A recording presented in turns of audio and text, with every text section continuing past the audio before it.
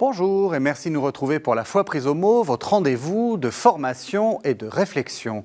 Cette semaine, une sainte dont tout le monde a entendu parler, évidemment, Jeanne d'Arc. De Jehanne, la bonne Lorraine, comme disait Peggy, nous croyons tout savoir, mais ce ne sont que des clichés. La bergère et les voix, l'héroïque siège d'Orléans, les horribles manigances des Anglais et finalement l'épouvantable cruauté de l'évêque Cochon qui la condamne au bûcher. Il faut pourtant aller au-delà de la légende dorée et pour une fois, cela n'est pas pour réduire la grandeur du personnage. En effet, ce que les historiens ont à nous apprendre nous permet de découvrir une femme incroyable qui est peut-être, comme le dit l'un de mes invités, le personnage le plus important et le mieux documenté du XVe siècle. Et l'un de mes invités, c'est vous, Philippe Contamine. Bonsoir. Bonsoir. Philippe Contamine, vous êtes membre de l'Institut, vous êtes un très grand spécialiste de Jeanne d'Arc et vous venez de faire paraître Jeanne d'Arc et son époque aux éditions du Cerf. On le montrera à de nombreuses reprises et c'est vous qui dites que c'est ce personnage peut-être le mieux connu du XVe siècle. Et puis mon autre invité, Xavier Hélary, bonsoir. Bonsoir. Vous êtes professeur d'histoire du Moyen-Âge à l'université Lyon 3. Vous êtes aussi un spécialiste de Jeanne d'Arc. Et vous avez fait partie de ce grand dictionnaire dont on va parler aussi chez Robert Laffont, Jeanne d'Arc, histoire et dictionnaire. Alors peut-être pour commencer, est-ce que vous êtes d'accord avec ce que j'ai commencé à dire en début de cette émission, Philippe Contamine? Est-ce que vous êtes d'accord avec le fait qu'on a beaucoup de clichés sur Jeanne d'Arc et qu'il faut peut-être remettre un peu les choses en place? Même les clichés ont leur valeur. Mais je crois qu'effectivement, plus on creuse le sujet, qui est un sujet fascinant, que je suis depuis quand même déjà un nombre assez considérable d'années, plus on est frappé par la radicale nouveauté du personnage et son unicité. Il y a chez Jeanne d'Arc, compte tenu de sa destinée, compte tenu de son milieu d'origine, compte tenu de son âge, quelque chose d'unique. Or, les historiens travaillent volontiers en série. Et donc, on a du mal à situer, à placer Jeanne d'Arc, Sainte Jeanne d'Arc, disons Sainte Jeanne d'Arc, car pour moi, elle est Sainte Jeanne d'Arc, elle est Sainte Jeanne d'Arc telle qu'elle. On a du mal à la réduire, si vous voulez. Donc il y a à la fois la volonté des historiens de dire, bien, c'est une fille de son temps, et en même temps, il y a quelque chose de mystérieux. Donc je n'hésite pas à parler du mystère Jeanne d'Arc. Je ne suis pas le premier à en faire mention, n'est-ce pas? Bon, Peggy et d'autres en ont parlé. Je m'inscris dans une longue lignée, modestement, mais je crois que c'est un peu là la difficulté de l'historien. À la fois, c'est un personnage du XVe siècle et c'est un personnage hors échelle. Alors, peut-être pour commencer, Xavier Hélary, une première question. Est-ce que ce qu'on a raconté de la petite bergère, très pauvre, avec les moutons, etc., est-ce que c'est vrai? Et aussi, est-ce qu'on n'est pas déjà, lorsqu'on s'intéresse à ça, en train de refaire toute l'histoire du XVe siècle? Parce que Jeanne d'Arc, elle habite à un endroit très particulier et elle est dans une position très particulière, en fait. Oui, alors donc elle habite à Domrémy, qui est un village aux confins de... Domrémy-la-Pucelle. Domrémy-la-Pucelle aujourd'hui, qui est donc un village qui est alors aux confins du Royaume de France, qui n'est pas du tout au cœur du Royaume de France, ni en Île-de-France, ni sur la vallée de la Loire. Et tout ce qu'on sait de son enfance, ou une grande partie de ce qu'on sait de son enfance, vient de ce qu'on appelle le procès d'annulation de la condamnation, qui a été fait en 1456 à la demande de la famille de Jeanne d'Arc pour casser la sentence de condamnation qui avait été prononcée en 1431. Et à l'occasion de cette procédure d'annulation de la condamnation, on a fait appel au témoignage des habitants de Domrémy qui ont témoigné de façon un peu orientée, de façon évidemment très positive à l'égard de Jeanne d'Arc. Et c'est de là qu'on tire la plupart de nos informations sur sa grande piété. Mais dès sa vie publique, à partir du moment où elle apparaît, donc en 1429, au début de l'année 1429, on parle déjà de la bergère et les origines sociales de Jeanne d'Arc, la petite paysannerie, sont explicitement connues et mises en avant à ce moment-là. On est à un contexte très particulier qui est la guerre de 100 ans. Alors la guerre de 100 ans, on en a, ceux qui ont fait leurs études en France, c'est les Anglais contre les Français. Est-ce que les Anglais sont les Anglais? Est-ce que les Français sont les Français? Vaste question, vaste question. Je pense que quand même, les Anglais étaient les Anglais. Ça, je le crois. D'accord. Il y avait quand même une unité très forte depuis très longtemps, etc., etc. Bon, naturellement, à l'intérieur des îles britanniques, il y avait des nuances, ne serait-ce que les Écossais qui étaient adversaires des Anglais. Mais, en gros, quand même, les Anglais avaient une identité nationale, disons, assez forte, alors qu'en France, c'est peut-être plus délicat, même si, justement, au cours de cette guerre de 100 ans, puisque l'expression est consacrée, et je pense qu'elle est valable, les Français, dans leur ensemble, ont davantage compris leur unité, leur identité, avec d'autres identités, puisque chacun d'entre eux avait ses propres identités, mais il y avait quand même l'identité française qui faisait foi, qui faisait référence. Alors, en quelques mots, Philippe Contamine, qu'est-ce que c'est que la guerre de 100 ans? Alors, la guerre de 100 ans, l'expression n'apparaît pas telle qu'elle à l'époque. Elle date simplement du début du XIXe siècle, mais je crois qu'elle correspond à une réalité. Les contemporains avaient conscience que c'était un très long conflit qui était censé avoir débuté en 1337 et qui s'était achevé tant bien que mal au milieu du XVe siècle. Alors c'est avant tout une querelle dynastique. Une querelle dynastique, comme il y en a tant au Moyen-Âge, il y a d'un côté les Valois et de l'autre les Plantagenets. Et donc les Valois et les Plantagenets, les uns et les autres, revendiquent la couronne de France. Et je crois qu'il faut partir dans le cas de Jeanne d'Arc, de 1420, c'est-à-dire le traité de Troyes, ce qu'on a appelé à l'époque le honteux traité de Troyes. Par ce traité de Troyes, Charles VI, roi de France, adoptait son gendre comme son héritier une fois qu'il aura disparu. Ce gendre, c'est Henri V Lancastre, roi d'Angleterre. Par conséquent, si Charles VI avait le droit de transmettre sa couronne, eh bien, il le faisait au bénéfice de Henri V, et du même coup, Henri V devenait, à terme, roi de France et d'Angleterre. Et à la disparition de Charles VI, alors Henri V, effectivement, est devenu roi de France, n'est jamais devenu roi de France et d'Angleterre parce qu'il est mort avant Charles VI, quelques mois avant Charles VI, mais le fils de Henri V, qui est en même temps le petit-fils de Charles VI, Henri VI, est, lui, roi de France et d'Angleterre. Et à côté de cela, il y a le dauphin, Charles, qui, à la mort de son père, Charles VI, se revendique également roi de France. Donc il y a un schisme royal.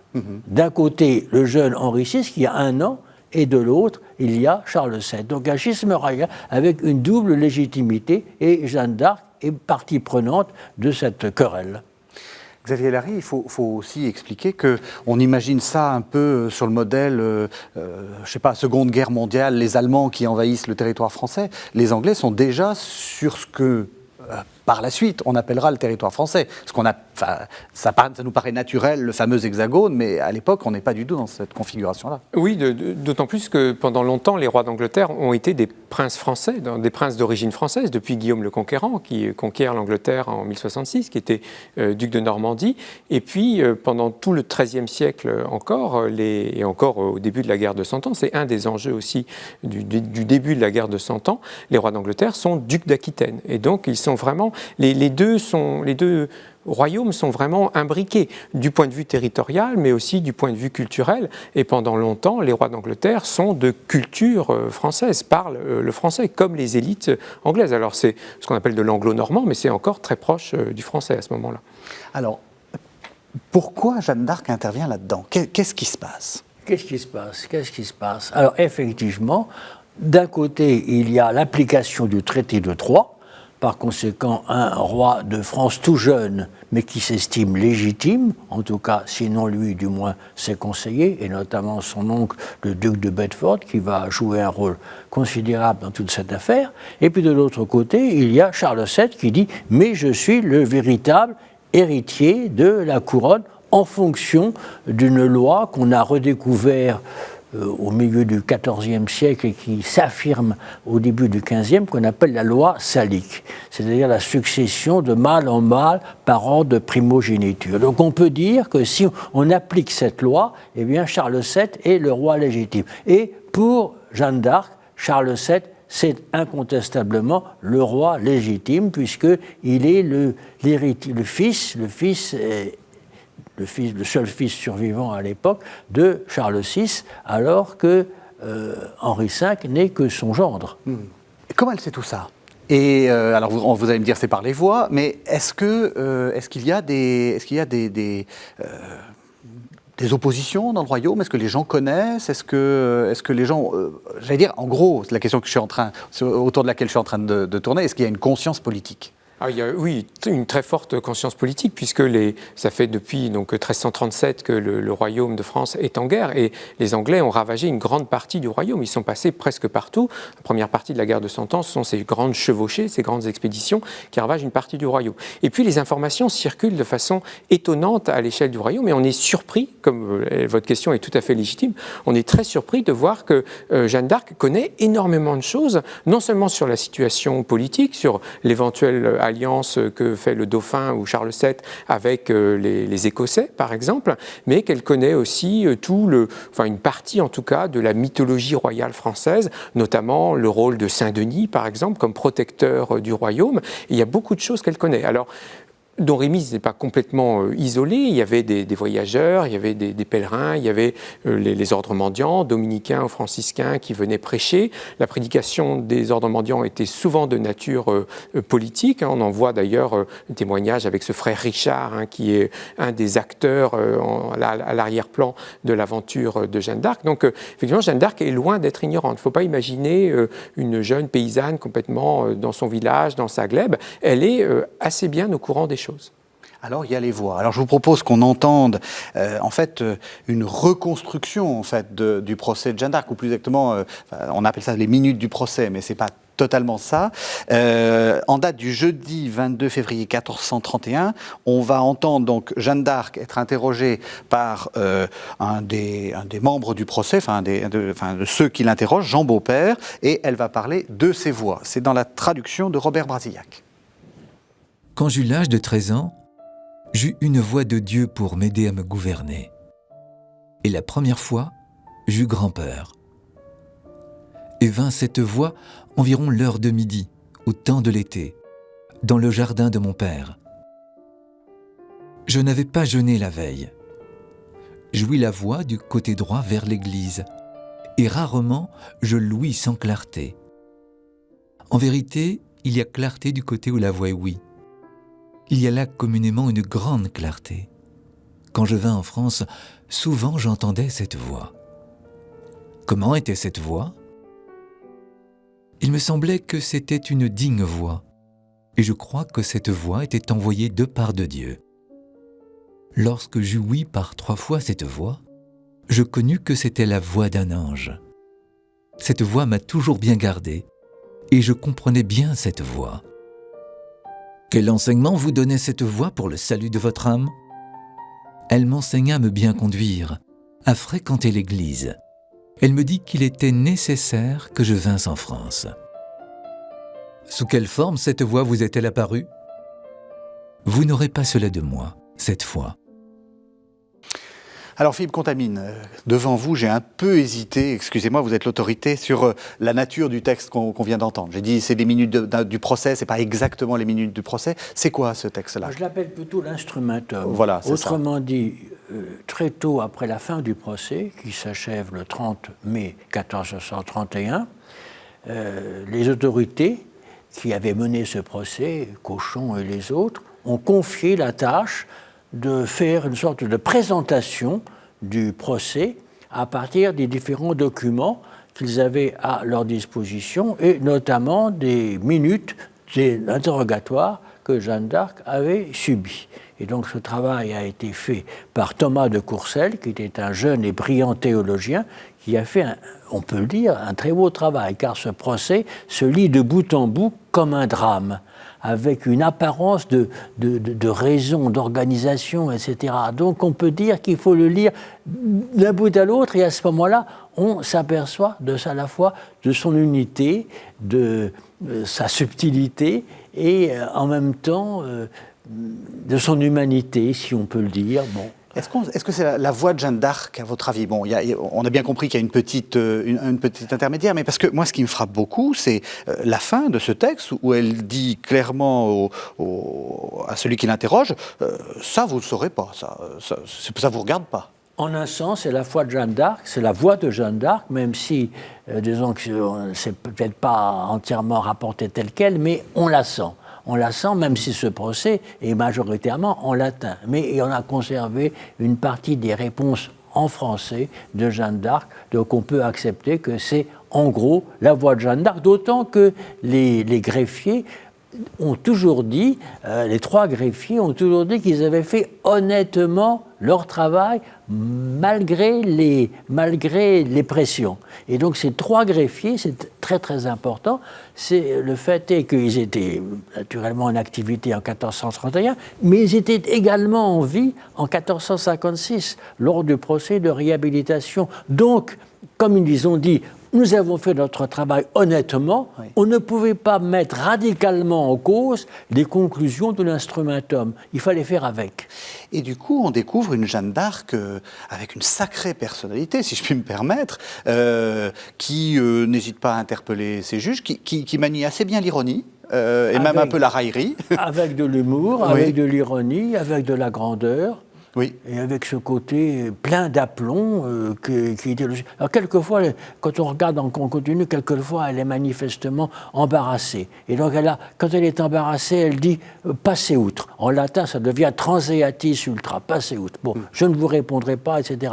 Donc elle est quelquefois sur la défensive. Mais il y a un certain nombre de répliques qui assurément, on fait mouche. Et ça dit son caractère. On sent que c'est une... Enfin, et ça, pour le XVe siècle, c'est nouveau, ça vous surprend je crois que compte tenu de son âge, au moment où elle est née en 1472 probablement, et donc au moment du procès, elle a 19 ans. Hein, c'est une petite paysanne, même si elle a été bien formée par sa maman, etc. etc. C'est une toute jeune. Et donc, elle a un aplomb, une présence d'esprit, une intelligence. Oui. Une intelligence tout à fait extraordinaire. Oui, oui. Alors, ces voix, est-ce que dans le XVe siècle, c'est quelque chose qui est surprenant? Est-ce que c'est... La religion du Moyen-Âge est remplie de surnaturel ou de prétendus surnaturels, il faut bien le reconnaître, etc. Bon, mais je crois que les voix dans l'histoire de Jeanne d'Arc ont plus d'importance, si vous voulez, si je prends cette comparaison, que les stigmates pour saint François d'Assise. Sans les voix, il faut bien dire que Jeanne d'Arc est déstabilisée. Et c'est pour ça qu'au cours du 19e, du 20e siècle, les historiens, Michelet et d'autres, ont dit « mais que faire de ces voix ?» Alors, c'est la voix de la terre, c'est la voix du peuple, etc. etc. Bon, ils étaient extrêmement embarrassés. Et les juges du procès l'ont été aussi. Parce que je pense, après une étude minutieuse, qu'ils ne savaient pas, au départ, que Jeanne d'Arc devait sa mission à des voix, à des apparitions, à des manifestations. Ça a été pour eux très largement une révélation, parce que jusqu'à présent, finalement, il y a une quantité de bruit circulé et tout, mais on ne voyait pas que Saint-Michel, Sainte-Catherine, Sainte-Marguerite l'inspirent directement. Et donc ça a été pour eux une aubaine extraordinaire, parce que, disons, il y a ces personnages qui apparaissaient très souvent, matériellement, corporellement, distinctement, et qui délivrait en gros un message politique plus qu'un message spirituel. Donc ça a été pour eux un petit peu du pain béni, et ils ont mis l'accent pour sortir, pour essayer de savoir comment Jeanne d'Arc voyait-elle les voix. Donc il y a effectivement pour elle, ça a été un chef d'accusation majeur, peut-être pas le seul, mais un chef d'accusation majeur. Que faire de ces voix? Xavier Larry, vous n'êtes pas Michelet, peut-être pour le meilleur ou pour le pire.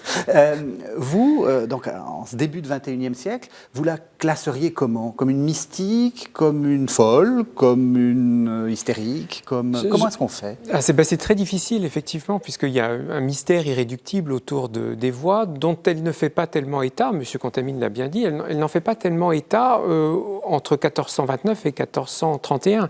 Et même dans son camp, les gens ne veulent pas qu'elle insiste tellement sur ses voix. Elle les révèle sans doute à Charles VII, à quelques-uns des conseillers les plus proches de Charles VII, mais dans cette floraison documentaire qu'il y a, cette propagande qu'il y a autour de Jeanne d'Arc au printemps 1429, quand elle va aller libérer Orléans, qu'il y aura le sacre, etc., on dit elle est envoyée par Dieu, c'est la pucelle, la fille de Dieu, mais on ne dit pas elle est envoyée par Saint Michel, Sainte Catherine, Sainte Marguerite. Et donc c'est vraiment, comme l'a dit M. Contamine, au moment du procès, et au cours du procès, même en février, que les juges découvrent qu'elle a des voix. Et d'ailleurs, Jeanne d'Arc commence par dire la voix. Et puis ensuite, elle précise et elle dit Saint-Michel, Sainte-Catherine, Sainte-Marguerite, qui ne lui apparaissent pas systématiquement tous les trois, qui apparaissent à certains moments et pas à d'autres.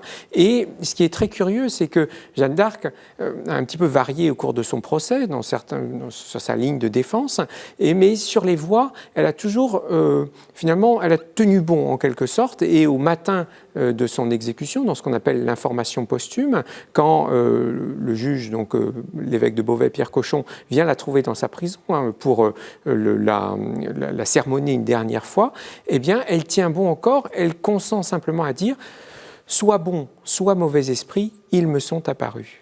Et donc, finalement, elle est prête à reconnaître que ce sont peut-être des mauvais esprits, puisque l'Église le lui dit. Mais en tout cas, elle ne dit pas « j'ai menti », elle ne dit pas « j'ai inventé mes voix ». Et là, on est au cœur du mystère de Jeanne d'Arc. Elle a tenu bon, elle voyait quelque chose, d'une manière ou d'une autre. On n'est pas encore à l'époque des grandes chasses aux sorcières, hein, dont c'est la grande c'est la grande découverte que chacun fait. C'est que c'est pas, on est là au sortir du Moyen Âge et la chasse aux sorcières, c'est une affaire de l'époque moderne. Donc, alors pas tout à fait, parce qu'elle-même, dans son procès, elle déclare, elle dit qu'elle a été mise en contact d'un prêtre à Vaucouleurs et que ce prêtre était méfiant à son égard, parce que c'est une jeune femme, voilà, une jeune paysanne, et que Jeanne d'Arc dit elle-même avoir dit à ce prêtre « Approchez-vous, je ne m'envolerai pas ». Et donc exactement le reproche qu'on fait aux sorcières plus tard, au XVIe siècle, de le sabbat sur le bâton le samedi soir, etc. Donc là, il y a déjà quelque chose de ça. Ah oui. C'est justement à cette époque-là que s'invente, le mythe si de on la peut dire. sorcière Oui. apparaît, Oui. dans les années 1430-1440. Donc on ne peut pas entrer dans les détails. Mais pour les Anglais, peut-être pas pour les Bourguignons, parce que les deux adversaires de Jeanne d'Arc, c'était les Bourguignons et c'est les Anglais, qui n'étaient peut-être pas nécessairement sur la même ligne. Pour les Anglais, et notamment pour le duc de Bedford, auquel j'ai fait allusion, c'était une sorcière. C'était une sorcière, et elle n'a pu vaincre, disons, les Anglais, qui étaient quand même les soldats de Sa Gracieuse Majesté, étaient quand même disciplinés, efficaces, etc., parce qu'elle n'a pu la vaincre que par disons, un procédé d'ensorcellement, hein, d'enchantement, d'ensorcellement. C'est comme ça qu'elle l'a, par ce procédé frauduleux. Donc on peut dire que la sorcellerie et Jeanne d'Arc, ça n'est pas une reconstruction du XVIe, du XVIIe siècle, c'est quelque chose qui, à l'époque, était... Et pour vous, c'est une sorcière? Pardon? Pour vous, c'est une sorcière? Vous allez faire bondir de cette chaise. Non, ça n'est pas possible. Là. Donc le procès, je reviens au procès, le procès ne la qualifie pas ne la qualifie pas de sorcière. Mais ce sont les Anglais, en particulier les Anglais, qui, pour elle, incontestablement, il y a de la sorcellerie derrière tout cela. Xavier Larry, je vais vous demander quelque chose de difficile, de nous résumer ce que Jeanne d'Arc fait de manière militaire. Orléans, tout ça. Expliquez-nous rapidement pour qu'on puisse après parler du procès. À partir du moment où elle a été reconnue comme étant fiable, même si c'est avec prudence, donc là on est en février-mars 1429, on lui donne une armure, une épée, un étendard. On pourrait s'étendre sur chacun de ces éléments parce qu'il y aurait beaucoup de choses à dire. Ah si, dites quand même. Ah non, non parce que alors, donc, l'armure, c'est une armure de jeune homme, certainement. L'épée, c'est elle qui la demande dans un sanctuaire qui est à Sainte Sainte-Catherine de Fierbois. Donc comment, ça c'est assez mystérieux aussi, c'est une épée qu'elle va ensuite probablement casser. Et puis l'étendard, c'est quelque chose d'extraordinaire, parce que ça n'est pas du tout le simple étendard des rois de France avec les fleurs de lys, mais c'est une composition très compliquée. Il y a plusieurs étendards, et il y a un des étendards qui porte Dieu le Père, un autre qui porte le Christ. Enfin, il y a tout un message politique qui est très très compliqué et qui est pensé probablement par Jeanne d'Arc elle-même. C'est sur ses instructions que l'étendard est fait. Et ensuite, parce que Charles VII, depuis Chinon, où il résidait, n'était pas totalement inactif, donc avait constitué une armée de secours. Et Jeanne d'Arc va être placée, non pas tellement à la tête de cette armée de secours, parce que c'était quand même pas un chef de guerre, même si elle-même se revendiquait tel quel, mais donc c'est les capitaines habituels de l'armée royale qui vont être à la tête de cette armée. Mais Jeanne d'Arc va être une sorte de porte-étendard, en quelque sorte, et c'est le support aussi de toute une opération de propagande destinée à frapper les esprits. Et donc cette armée de secours par de Blois va gagner Orléans, une partie va entrer dans Orléans, et finalement il y a en quelques jours ce siège d'Orléans qui durait depuis septembre-octobre 1428, donc depuis plusieurs mois, qui était prêt de s'achever avec la victoire des Anglais, peut-on penser. Eh bien en quelques jours, la situation va complètement se retourner. Et là, le rôle de Jeanne d'Arc, à la fois militaire, parce que je ne sais pas si elle combat elle-même, mais en tout cas, elle donne des ordres, elle paye de sa personne, elle est blessée, elle agite son étendard. Et donc, c'est elle quand même qui renverse la situation. Et le dimanche 8 mai 1429, les Anglais se retirent. Ils ne sont pas anéantis, mais ils ont quand même subi un très lourd échec. Ensuite, et c'est bien ce qu'il faut voir avec Jeanne d'Arc, c'est qu'il y a quand même, l'opinion va changer, le rapport de force dans l'opinion va changer. Et Charles VII avait un peu de mal à recruter notamment les nobles à son service. Eh bien, ils vont accourir à son service. Et dans le courant du mois de mai, au début du mois de juin, Charles VII va pouvoir constituer une armée beaucoup plus importante, va pouvoir libérer un certain nombre de places, Jargeau, Main-sur-Loire, Beaugency, au début du mois de juin. Alors, je dis Charles VII, non, c'est toujours Jeanne d'Arc qui est, oui, puisque Charles VII est complètement en retrait. Pendant tous ces mois, entre février et juin, Charles VII disparaît presque complètement. Il ne fait même pas son entrée dans Orléans qui vient d'être libéré. Et puis, à la fin du mois de juin, Jeanne d'Arc convainc Charles VII, il semble que ce soit bien elle qui l'ait convaincu vraiment, d'aller chercher son sacre à Reims, puisque la double légitimité, ce schisme royal dont parlait M. Contamine tout à l'heure, eh bien, ne pouvait être résolu dans l'esprit de Jeanne d'Arc, qui était l'opinion de la majorité de la population, que parce que l'un des deux serait sacré et que Charles VII serait sacré. Du point de vue de la stricte légalité, Charles VII n'avait pas besoin d'être sacré. Il était roi à la mort de son père, de son point de vue. Mais du point de vue de l'opinion, c'était le sacre qui faisait la véritable légitimité. Tout ce sacre qui remonte quand même très loin, qui remonte aux Carolingiens, à Pépin le Bref, qui fait appel au baptême de Clovis et à toute cette mythologie royale. Et donc, le dimanche 17 juillet 1429, à la suite d'une chevauchée à travers la Champagne, Charles VII est sacré et Jeanne d'Arc est présente à ses côtés. Et c'est là que son rôle militaire, finalement, il est là, il est aussi politique, et les événements politiques et les circonstances militaires vont vraiment ici de pair. Aller jusqu'à la fin, elle se fait finalement capturer par les Anglais ? Oui, alors elle est par les Bourguignons. Par les Bourguignons, vous avez raison, par les Bourguignons. Donc les Alliés. Et ensuite vendus aux Anglais. Et ensuite vendus aux Anglais, oui, si vous avez raison. Et donc elle est favorable à l'offensive, tandis que Charles VII est déjà en train de vouloir négocier la paix, justement avec le duc de Bourgogne, son cousin. Et donc il y a le siège de Paris, début septembre 1429, et ensuite Jeanne d'Arc est mise un petit peu en retrait, en quelque sorte, pendant plusieurs mois, mène 2 opérations à l'automne 1429, mais le cœur n'y est plus. L'ambiance a complètement changé déjà. Et en mars 1430, alors qu'elle est presque en résidence surveillée, elle s'évade et elle va en direction de Compiègne, qui est assiégée par les Bourguignons. Et visiblement, ce qu'elle veut faire, c'est rééditer à Compiègne ce qu'elle a fait à Orléans, c'est-à-dire libérer la ville qui est pour Charles VII, qui tient pour Charles VII des assiégeants qui sont ici des Bourguignons. Et c'est là qu'elle est faite prisonnière lors d'une sortie malheureuse, donc à la fin du mois de mai 1430. Alors on va voir ce qu'on lui reproche dans le procès, mais peut-être avant, Philippe Contamine, une question. Est-ce qu'elle est manipulée, selon vous ? Souvent on parle de la tante ou de la marraine du roi, Yolande d'Aragon, enfin quelqu'un de très important. La belle-mère. La belle-mère. Est-ce qu'elle est manipulée? Écoutez, j'aimerais bien vous répondre oui. À l'époque, des gens, on disait, mais elle a été manipulée, instrumentalisée. On pensait surtout, à l'époque, d'après les sources bourguignonnes, Monstrelet et quelques autres, à Robert de Baudricourt. Donc le premier le qu'elle capitaine rencontre. de Vaucouleurs, Voilà. le premier qu'elle rencontre, le premier qu'il a reconnu, en quelque sorte. Et donc, pourquoi pas?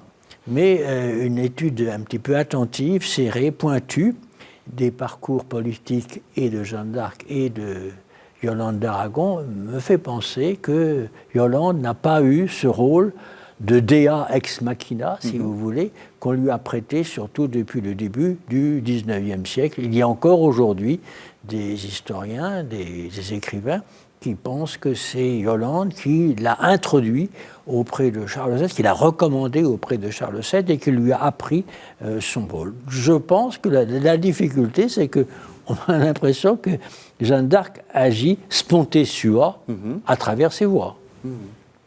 Est-ce que, justement, le fait que ce soit une femme, le fait qu'elle ait un rôle politique et puis militaire important, est-ce que pour vous c'est une surprise, enfin c'est un unicum dans le siècle que vous étudiez, ou est-ce qu'il y a d'autres femmes puissantes? Alors, il y a d'autres femmes puissantes. On vient de parler de Yolande d'Aragon, et il y a un chapitre dans le livre de M. Contamine justement qui explore le parcours de Yolande d'Aragon. Mais un cas comme celui de Jeanne d'Arc, on n'en trouve pas l'équivalent d'une jeune fille, une jeune paysanne. Enfin, là, on ne trouverait pas quand même l'équivalent. Et de fait, c'est très sensible dans la réaction de l'opinion. Elle-même se revendique comme une vierge, comme une pucelle. Elle met ça en avant, tandis que de l'autre côté, du côté des Anglais et de leurs partisans français, c'est une putain. C'est la putain des Armagnacs. Les Armagnacs étant, dans la guerre civile française, ceux qui sont partisans de Charles VII et opposés aux Bourguignons. Donc cette dimension presque sexuelle aussi, de la sexualité de Jeanne d'Arc, est très présente dans son aventure. Sa virginité est vérifiée à 2 reprises, et c'est bien attesté. Mais justement, on va revenir à ce procès avec la fameuse question que se posent les juges, toujours ce Jean Beaupère qui sert un peu d'avocat de l'accusation, si on peut dire, qui pose la question à Jeanne: Dieu vous a-t-il prescrit de prendre habit d'homme? Dieu vous a-t-il prescrit de prendre habit d'homme? L'habit, c'est peu, la moindre chose. Mais n'ai pris cet habit d'homme par le conseil d'homme au monde. Je n'ai pris cet habit et n'ai rien fait, fort par commandement de Dieu et de ses anges. Vous semble-t-il que ce commandement fait à vous de prendre habit d'homme soit licite? Tout ce que j'ai fait est par le commandement du Seigneur. Et s'il me prescrivait d'en prendre un autre, je le prendrais, puisque ce serait par le commandement de Dieu. L'avez-vous fait par ordre de Robert de Baudricourt? Non. Croyez-vous avoir bien fait en prenant habit d'homme? Tout ce que j'ai fait par commandement du Seigneur, je crois l'avoir bien fait, et j'en attends bon garant et bon secours. Philippe Contamine, pendant qu'on entendait ce texte que vous connaissez bien, vous me disiez, et je trouve ça intéressant parce que on est vraiment dans le cœur du texte, les Français l'aiment bien, Jeanne d'Arc, mais ils se moquent un peu, la pucelle, etc. Est-ce que, c'est ce que le texte dit là, pourquoi cette Là, je crois que dans les cette textes de moquerie. l'époque, ça n'apparaît pas beaucoup. Non. Mais au XIXe siècle, en même temps que la vénération pour Jeanne d'Arc apparaît à la fois dans les milieux catholiques et dans les milieux agnostiques, on peut dire qu'il y a un contrepoint qui est visible à différents moments et qui fait qu'on se moque un peu de la pucelle, de cette question de virginité, etc. etc. Bon, ça, naturellement, il y a un côté un peu gaulois dans cette espèce de réaction, et on la sent en douce, si vous voulez, à bas bruit, dans un certain nombre de textes, de réactions, surtout au XXe siècle. Jean Beaupère n'est donc pas gaulois, comme vous dites, lorsqu'il pose la question est-ce que c'est Dieu qui vous a prescrit de prendre l'habit d'homme? Là, c'est une vraie question. C'est une vraie question parce que, disons, l'habit d'homme, prendre l'habit d'homme, c'est une transgression. Et puis il y a, disons, un passage du Deutéronome qui interdit ça formellement. beaucoup de femmes prenaient l'habit d'homme à l'époque, beaucoup de femmes, ne serait-ce que pour des questions de sécurité, ça n'existe, ça n'est pas exclu. Mais là, premièrement, elle le revendique. Deuxièmement, c'est un habit militaire. Et troisièmement, ce qui est un petit peu étonnant, après tout, on pourrait imaginer qu'elle revête son armure au combat, etc., mais qu'au repos, elle se mette en habit féminin. Mais non, elle est constamment en habit d'homme. Il faut l'imaginer, disons, depuis février 1429 jusqu'en mai 1431, il faut l'imaginer constamment en habit d'homme, et non seulement en habit d'homme, en chemise d'homme, en pourpoint d'homme, mais la coupe de cheveux est une coupe de cheveux masculine. Et donc il faut l'imaginer, comme ses cheveux repoussent, qu'il y avait un barbier, lors de son procès, un barbier payé par le gouvernement anglais, qui lui faisait les cheveux à la mode masculine. Assez étonnant. Ah oui, c'est assez étonnant. Donc, je n'ai pas les comptes. Les comptes ont dû exister, mais ils ont disparu. Mais il faut imaginer l'action d'un barbier. Il semble bien que lors de son bûcher, elle était à la fois en habit d'homme et avec une coupe de cheveux masculine. Mais par contre, c'est pas ça qu'on lui reproche. Enfin, je veux dire, c'est pas pour ça qu'on l'a condamné. C'est plutôt un signe. Parce que le cœur du procès, c'est quoi ? On a essayé de la coincer là-dessus. Oui. Ça, c'est une affaire entendue. Mais je ne crois pas que ce soit tout à fait, même si c'est assez spectaculaire, au cœur même du procès. Cependant, le fait qu'elle a avoué, somme toute, le 24 mai 1431, donc c'est pour ça qu'elle a été graciée, en un sorte, elle a échappé au bûcher, puis ensuite elle est revenue sur ses aveux, et donc elle a été relapse, et donc le fait même qu'elle a été relapse se traduit par la reprise de l'habit d'homme qui avait été astucieusement laissé à sa disposition. Donc c'est quand même important. Oui. Mais je crois que théologiquement, le problème des voix, et puis peut-être le problème de sa croyance à la formule du credo unam sanctam, est encore plus important. Voilà, dans votre livre, c'est ce que vous dites. Vous dites, il y a cette histoire de l'habit d'homme, effectivement, il y a les voix dont on se demande ce qu'elles sont, mais au fond, il y a un problème théologique. Alors, il va falloir expliquer un petit peu rapidement de quoi il s'agit. Unam sanctam et apostolicam ecclesiam. Oui, donc, je crois en l'Église une sainte. Voilà, donc Jeanne d'Arc ne savait pas simplement le pater et l'ave, mais également le credo. Oui. Les demandes... Le credo, qui est un acte, je parle d'avoir quelqu'un beaucoup plus compétent que moi, mais ce n'est pas nous croyons, je crois. Oui. Je crois, et c'est sa mère qui lui a appris le credo. Je ne suis pas sûr que tous les catholiques de nos jours savent par cœur le credo. Je n'en sais rien. En tout cas, surtout pas en latin. Surtout pas en latin. Et donc, en tout cas, on l'a coincée là-dessus. Est-ce que vous reconnaissez unam sanctam, donc une seule Église, et cette Église, elle est représentée par les juges de Rouen. Nous sommes l'unam sanctam, nous sommes l'Église au niveau du diocèse de Rouen. Par conséquent, est-ce que vous êtes soumise à l'autorité des juges de Rouen qui sont là officiellement représentants de l'Église? Alors, c'était une question embarrassante, et quand on regarde un petit peu ces réponses, un petit peu une échappatoire. Donc, mais elle comprend très bien la question. Donc, elle sait ce que c'est que l'Église. Au moment du procès de réhabilitation, on a essayé de dire, mais on lui a, on lui a posé des questions trop difficiles par sa culture, par son âge, etc. On a voulu la piéger, et donc elle est innocente parce qu'elle n'a pas compris. Mais je crois, pour ma part, qu'elle avait parfaitement compris la différence entre ce qu'on appelle l'Église militante et l'Église triomphante. Et elle se réclamait de l'Église triomphante. Donc il n'y avait pas d'ambiguïté chez elle. Donc unam sanctam, mais également la différence entre l'Église militante, l'Église qu'elle voyait, et puis l'Église triomphante. L'évêque Cochon, oui. Voilà, exactement. Mais c'est intéressant du point de vue de l'histoire des mentalités, parce qu'on a rarement accès à l'intériorité de quelqu'un. Là, on n'a pas... Elle ne se livre pas, évidemment, mais dans le procès. Mais on voit bien qu'elle est face à un conflit d'autorité, d'une certaine façon. Elle a ses voix qui lui disent quelque chose, et l'Église, qu'elle devrait reconnaître, et aussi en fidélité avec les voix, lui dit quelque chose de différent. C'est absolument tragique. Oui. Et donc, il semble qu'elle ait eu, disons qu'elle a eu recours, donc elle a nié quand même, on peut dire qu'elle a nié l'autorité de ces juges de Rouen, Cauchon et les autres. Bon, en gros, elle l'a nié. Et donc, elle a fait appel au pape. Donc elle savait très bien qui était le pape, n'est-ce pas? Bon, et donc, mais elle ne dit pas « je me soumets au pape », elle dit « conduisez-moi au pape et je lui dirai ce qu'il en est ». Et le pape, probablement, sera convaincu, voyez-vous? Et donc,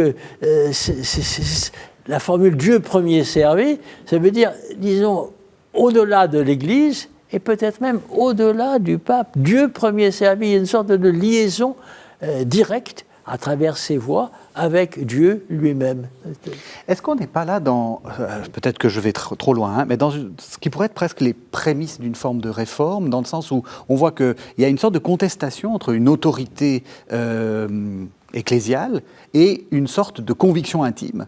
Et quand il y a un décalage, eh bien, on essaie de résoudre les choses. Vous voyez ce que je veux dire? Un peu je ne dis pas que Jeanne d'Arc est Luther, hein, mais qu'il y a ce même conflit entre une église militante, comme disait Philippe Contamine, c'est-à-dire concrète, et puis une idéalité, et il y a un conflit entre ça.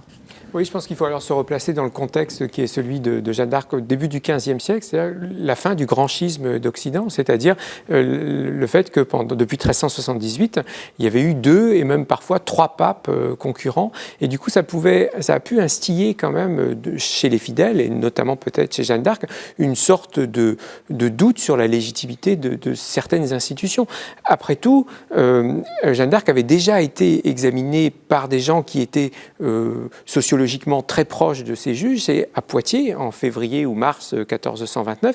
Elle est examinée par une commission de juristes, de théologiens, de clercs, qui sont partisans de Charles VII et qui disent « oui, il n'y a rien à reprocher à Jeanne d'Arc, on peut lui faire confiance ». Et à plusieurs reprises, au cours de son procès de Rouen, elle dit « j'en ai déjà parlé à Poitiers ». Et elle fait référence au livre de Poitiers, qui était peut-être un procès verbal de ces déclarations faites à Poitiers, dans le camp de Charles VII. Et donc, du coup, pour elle, il y avait aussi cette double institution du côté des Anglais ou du côté des Français. Donc, je dirais qu'effectivement, l'Église militante, elle sait ce que c'est. L'Église triomphante, elle sait ce que c'est. Le pape, elle sait ce que c'est. Alors, il y a un organisme qui, justement, prend son départ à cette époque-là, le concile œcuménique de Bâle, qui commence justement à cette époque-là.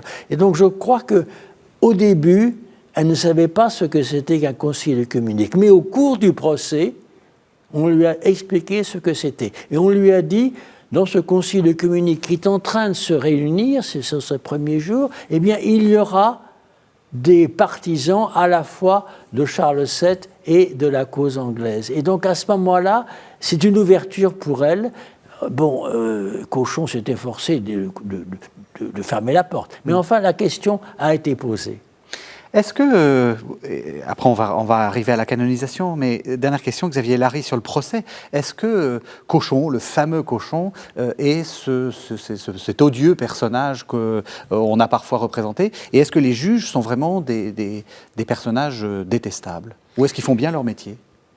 Alors c'est très difficile de répondre à cette question parce qu'on n'a pas finalement tellement d'éléments. On ne connaît pas aussi bien Cauchon ou ses assesseurs. Ou voilà, la question c'est est-ce qu'ils étaient sincères finalement? Oui. Est-ce qu'ils croyaient que Jeanne d'Arc était inspirée par des démons et non pas par des voix? Et là c'est difficile. C'est toujours le même problème puisque on pourrait faire la comparaison avec les collaborateurs pendant le régime de Vichy. Est-ce qu'ils étaient sincères ou pas? Et là, Robert Brasillac a fait voilà. Et là, on a quand même beaucoup de gens pensait, en Île-de-France, dans le vieux domaine royal, pensait que le traité de Troyes, dont a parlé M. Contamine tout à l'heure, la double monarchie France-Angleterre allait permettre la fin de la guerre, allait permettre une période de paix et de prospérité. Et de ce point de vue-là, leur opinion était qu'il fallait éliminer Jeanne d'Arc, qui était celle qui avait apporté, qui avait relancé la guerre en quelque sorte et qui menaçait l'édifice édifié par le traité de Troyes. Et donc, de ce point de vue-là, ils avaient peut-être une sorte de sincérité. Il est possible qu'au cours du procès, malgré tout, ils aient été touchés. Certains d'entre eux ont été touchés, Cochon, on ne sait pas, mais sans doute parmi tous ceux qui l'entouraient, qui étaient assez nombreux. D'autres ne l'ont pas été du tout, puisque certains ont changé de camp et ont été interrogés en 1456 dans le cadre du procès d'annulation de la condamnation. Et l'un dit, on sent très bien, il a fait une très belle carrière ensuite au service de Charles VII, après avoir changé de camp, mais il ne croyait pas en Jeanne d'Arc. Il disait, elle parlait trop de ses voix, elle était arrogante. On voit bien que même 25 ans après, il n'était pas séduit, il n'était pas convaincu. Et donc, forcément, leurs opinions à tous étaient différentes, divergentes, mais tous n'ont pas été convaincus. Alors, 1920, donc canonisation. Une canonisation, ça sert certainement la cause du saint et son élévation aux autels, mais ça sert aussi ceux qui font cette canonisation. Qu'est-ce qu'il y a derrière cette canonisation? C'est une longue histoire. Une longue histoire et nous n'avons plus que 5 minutes. C'est une longue histoire. Donc je dirais qu'à travers le XVIe, le XVIIe, le XVIIIe siècle, Jeanne d'Arc n'a pas été oubliée, n'a jamais été oubliée. J'y insiste beaucoup, à savoir que Jeanne d'Arc ne commence pas avec Michelet. Donc ça, c'est très important. Mais elle n'a pas été oubliée, mais de façon un petit peu contrastée.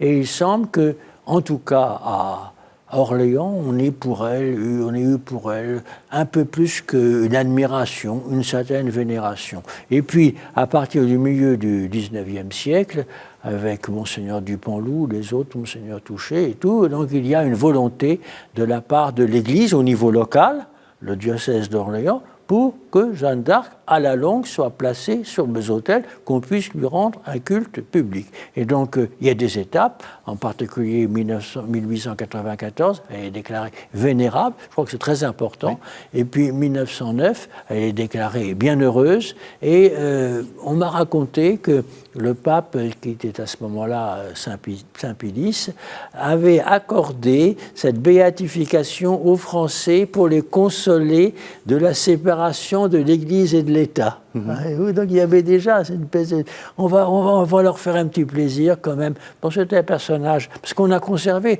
tous les actes de béatification. C'est énorme, c'est un monde, c'est un magma considérable, avec des objections naturellement, l'avocat du diable et tout. Et puis en 1920, eh bien, il y a cette étape suprême qu'on appelle la canonisation. Et je me suis souvent posé la question, est-ce que si la France était sortie vaincue de la guerre de 14-18, Jeanne d'Arc aurait-elle été canonisée? On peut se poser la question, n'est-ce pas? Parce que finalement, dans l'atmosphère du temps, la victoire de 1918, c'est aussi la victoire de Jeanne d'Arc, en tout cas pour les catholiques français. Ce qui est étonnant, c'est que c'est presque aussi une sainte républicaine, d'une certaine façon. Enfin, c'est celle, elle fait l'unanimité du côté, à cette époque-là, du côté des républicains. Oui, c'est-à-dire qu'elle fait l'unanimité, mais elle est disputée, en fait, puisque les catholiques la revendiquent, mais les républicains peuvent la revendiquer aussi en disant, voilà, c'est une fille du peuple qui a été trahie par son roi et condamnée par l'Église. Et de ce point de vue-là, voilà, donc il y avait une façon de revendiquer. Et donc, c'est peut-être aussi une des raisons de ce culte à la fois laïque et catholique qui entoure Jeanne d'Arc, cette vénération qui entoure Jeanne d'Arc, c'est qu'elle a été très disputée pendant de 1870 à 1920, c'est là le grand moment Jeanne d'Arc, et finalement la canonisation s'accompagne du vote à l'Assemblée nationale, à la demande de Maurice Barrès, d'une fête nationale en l'honneur de Jeanne d'Arc. Et donc, hommage de l'Église et hommage de la République. Mais ce qui est paradoxal, c'est que finalement, cette double reconnaissance marque un peu le début du déclin pour la vénération autour de Jeanne d'Arc, parce qu'elle a été beaucoup utilisée, notamment pendant la Première Guerre mondiale, et associée parfois aussi au nationalisme, à la guerre. Et donc, à partir de 1920, on sent quand même que la dévotion autour de Jeanne d'Arc commence à diminuer.